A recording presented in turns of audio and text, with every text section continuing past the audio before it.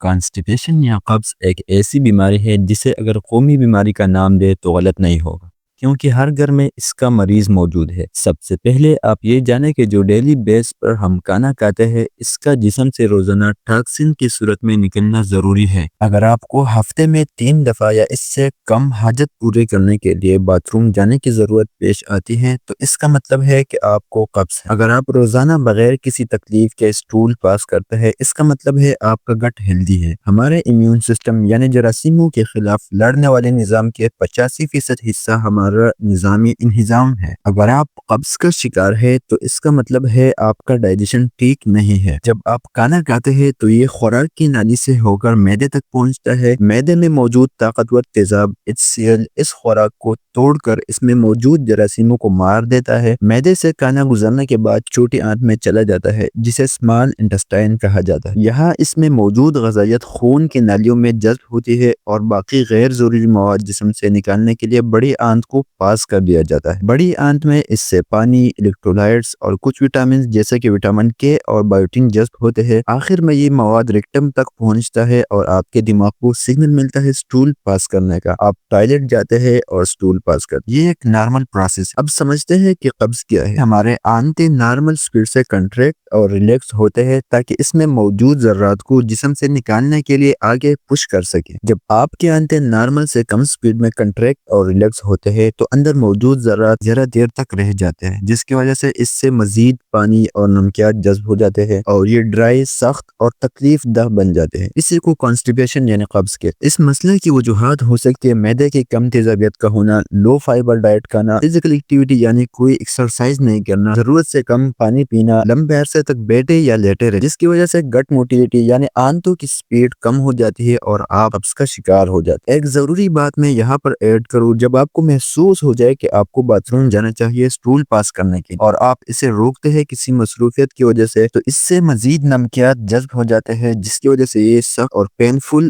بن جاتا ہے۔ خواتین میں پریگنینسی کے دوران قبض کا مسئلہ عام ہے کیونکہ ان کو آئرن سپلیمنٹ دیا جاتا ہے خون کی کمی کو پورا کرنے کے لیے، اور پریگنینسی کے دوران پروجسٹرون ہارمون کے بڑھنے کی وجہ سے گٹ موٹیلیٹی یعنی آنتوں کی رفتار سلو ہو جاتی ہے جو وجہ بنتی ہے قبض۔ اب بات کرتے ہیں اس مسئلے کو آپ کھانے پینے سے کیسے ٹھیک کر سکتے ہیں۔ اگر آپ کا مسئلہ معدے کے کم تیزابیت سے ہے تو آپ جنجر یعنی ادرک اور لیمو اپنی خوراک کا حصہ بنائیں۔ اگر آپ کا مسئلہ لو فائبر ڈائٹ سے ہے تو آپ فائبر رچ فوڈ کھانے شروع کریں۔ زیادہ فائبر آپ کو ہول گرینز، بیریز، سیب، کیلے اور انجیر میں ملے گا۔ سبزیوں میں آپ کو بروکلی، گاجر اور سبز پتوں والی سبزیوں سے ملے گا۔ لیگیومز کی بات کریں تو کڈنی بینز، لینٹلز اور مٹر سے۔ نٹس اور سیڈ میں آپ بادام، پمکن سیڈ اور چیا سیڈ استعمال کر سکتے ہیں۔ ایکسرسائز کو اپنی زندگی کا حصہ بنائیں کیونکہ ایکسرسائز کرنے سے آپ کی اوورآل ہیلتھ کے ساتھ گٹ موٹیلیٹی بہتر رہے گی۔ اپنے جسم کو ہائیڈریٹ رکھیں، مطلب ضرورت کے حساب سے پانی پینے کی عادت بنائیں۔ امید ہے ویڈیو آپ کو پسند آئی ہوگی۔ اپنے فرینڈز اور فیملی کے ساتھ ضرور شیئر کریں اور ہمیں سبسکرائب کرنا نہ بھولیے۔ ملتے ہیں اگلے ویڈیو میں، اپنا خیال رکھیں۔ اللہ حافظ۔